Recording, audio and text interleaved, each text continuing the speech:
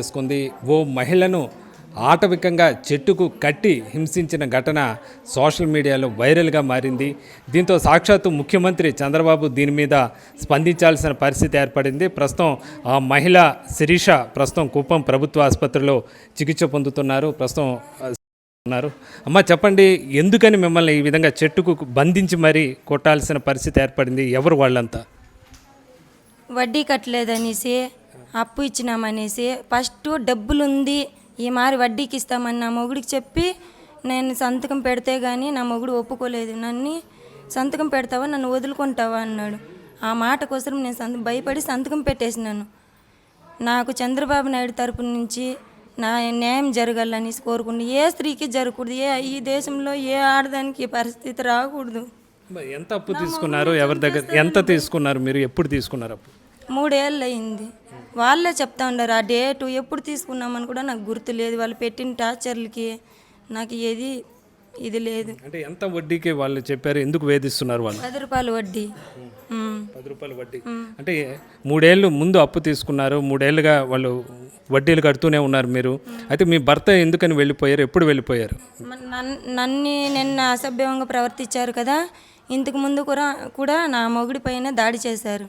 నా మొగుడు ఆ టార్చర్ తట్టుకోలేకుండా వెళ్ళిపోయినాడు. నేను వెతకలేదు, నేను ఎవరు సపోర్టు అడగలేదు. చెప్తే లైక్ తీసుకుంటారని నాకు పక్కా గ్యారెంటీ ఉంది. ఇప్పుడు చంద్రబాబు నాయుడు నాకు న్యాయం చేస్తారు. నా పిల్లలకు, నాకు, మా హస్బెండ్కి కానీ న్యాయం జరుగుతుంది. ఈ ప్రపంచంలో ఏ ఆడదానికి నాకు వచ్చిన పరిస్థితి రాకూడదని న్యాయం జరుగుతుందని నేను అనుకుంటా ఉన్నాను. భర్త వదిలి వెళ్ళిపోయిన తర్వాత మీరు ఎక్కడ ఉంటున్నారు? ఎక్కడ పని చేసుకుంటున్నారు? మీ పిల్లలు ఎంతమంది ఉన్నారు? నేను బెంగళూరులో ఉన్నాను. నాకు 3 పిల్లలు. 11 ఏళ్ళ పెద్ద పాప మధుశ్రీ, 9 ఏళ్ళ చిన్న పాప దీక్ష, 5 ఏళ్ళ కొడుకు. నేను 10,000 సంపాదిస్తాను నెలకి. ఆ 10,000లో మా పాప పింఛన్ వస్తే ఆ అప్పుకే జమ చేసుకుంటారు, పేర్కొనేస్తారు మా పింఛన్ డబ్బుల్ని. మేము ఎలా బతకల్లా? నిన్న మళ్ళీ ఎందుకు ఇక్కడ నారాయణపురం కుప్పంకి రావడం జరిగింది బెంగళూరులో? నిన్న టీసీ ఏమో తీసుకున్నారు, వచ్చేటప్పుడు ఏం జరిగింది? నేను పొద్దున్నేనే వచ్చేసినాను. వాళ్ళకి దిగులు పడి స్టేషన్లో బస్ స్టాపుల్లో కూర్చొని ఉన్నాను. వాళ్ళు మార్చేస్తారేమో అని నేను ఎక్స్పెక్ట్ చేయలేదు. తిడతారేమో అని, తిట్టేస్తారేమో అని భయంగా, కొడతారని ఎక్స్పెక్ట్ చేయలేదు. నేను ఎక్స్పెక్ట్ చేస్తుంటే నేను అక్కడే ఉండిపోయేదాన్ని. సరే, నా పిల్లల లైఫ్ టీసీ కావాలా, ఏదైతే అది అయింది. మనం వెళ్ళి ఆ టీసీకి సంతకం పెట్టి తీసుకోవాలా. మేడంకు కూడా ఆమె ఇక్కడికి రావాలా, ఆమె సంతకం పెట్టాలా, ఈ ఊరికి ఆమె రావాలని బ్లాక్మెయిల్ చేస్తున్నారు మేడంని కూడా. మేడం కూడా భయపడింది. ఆ మేడం నాతో చెప్పలేదు, దాచేసింది ఆ మాట. డైరెక్ట్గా నేనే వెళ్ళి తీసుకున్నాను. తీసుకొని వచ్చేటప్పుడు ఈ మారి చేసినారు, దాడి చేసినారు. ఏం చేశారు అప్పుడు? మీ పిల్లల్ని కూడా మీరు దగ్గర ఏడుస్తున్నారు, వాళ్ళు కూడా పిల్లల్ని ఏం జరిగింది? నా కొడుకు మా అమ్మని కొట్టకండి అని వాళ్ళ కాళ్ళు పట్టుకునేకెళ్తే నా కాళ్ళు పట్టుకున్న నా కొడుకుని లాగి రాయికి వేసేసినారు. వాడికి తగిలిందా లేదా అని నేను చూడలేదు. చూసేదానికి కాలేదు, కట్లలో ఉండాను నేను. ఎలా చూసేకవుతుంది? ఈ మారి చేస్తూ ఉన్నారు. చాలా శాడిజం సార్, నారాయణపురం చాలా శాడిజం సార్. ఆ తర్వాత ఏం జరిగింది? మిమ్మల్ని ఎలా విడిపించారు? పోలీసులకు సమాచారం ఎవరు ఇచ్చారు? ఒక బ్రదర్ వచ్చి బుల్లెట్ బండి పైన ఏదో ఫంక్షన్కి ఆ బ్రదర్ చెప్తే డబ్బులు నువ్వు కట్టేసి విడిపించుకొని పో అన్నారు. అప్పుడు కూడా నువ్వు ఇప్పనే వద్దు, ఎవరు వచ్చి రక్షిస్తారో రక్షించినని నేను అన్నాను. ఇప్పేసినారు. ఇప్పేసి 2 చేతులు పట్టుకున్నారు. ఎక్కడికి వెళ్ళిపోతాను నేను? ఇస్తానని చెప్తా ఉన్నాను, మంచి మాటల్లో ఇస్తానని చెప్తా ఉన్నాను.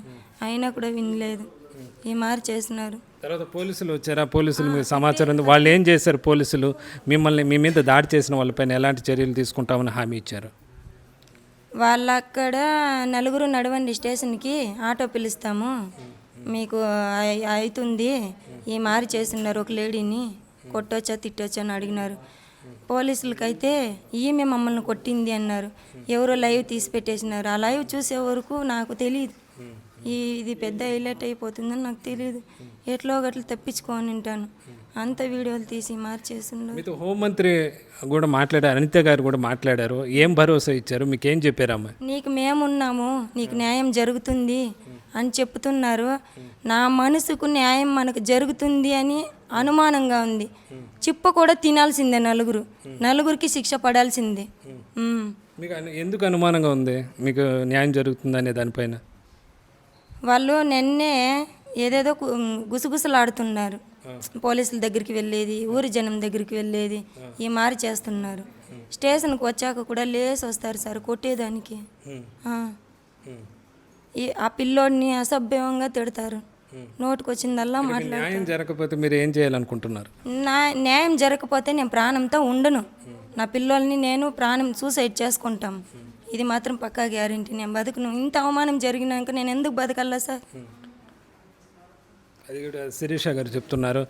ఎక్కడ కూడా లేని విధంగా ప్రస్తుతం మనం సమాజంలో ఉన్నాం, అడవిలో ఉన్నాం అన్న తరహాలో నేను ఒక చెట్టుకు బంధించి మరీ కూడా శిరీషను ఏదైతే అప్పు కోసం హింసించారు, ఆమె పిల్లలు ఆమె దగ్గరికి వస్తూ ఉంటే ఆమెల్ని దూరంగా తోసి మరి కనీసం పిల్లలను కూడా చూడకుండా పిల్లల ముందే తల్లిని ఈ విధంగా హింసించడం జరిగింది. ప్రస్తుతం ఈ వీడియో సోషల్ మీడియాలో కూడా వైరల్గా మారడంతో దీనిపైన కుప్పం ఎమ్మెల్యే ముఖ్యమంత్రి అయిన చంద్రబాబు స్పందించారు. వెంటనే ఇక్కడ డిఎస్పీతో పాటు ఇక్కడ స్థానిక ఎమ్మెల్సీ కంచెలు శ్రీకాంత్తో కూడా మాట్లాడటం జరిగింది. దాడి చేసిన వారిని పార్టీలు చూడకుండా కఠినంగా శిక్షించాలని, చర్యలు తీసుకోవాలని కూడా ముఖ్యమంత్రి ఆదేశాల నేపథ్యంలో హోంమంత్రి అనిత కూడా బాధితురాలతో ఆమె వీడియో కాల్తో సంభాషించారు. అలాగే ఆమెకి న్యాయం చేస్తామని కూడా హామీ ఇచ్చారు.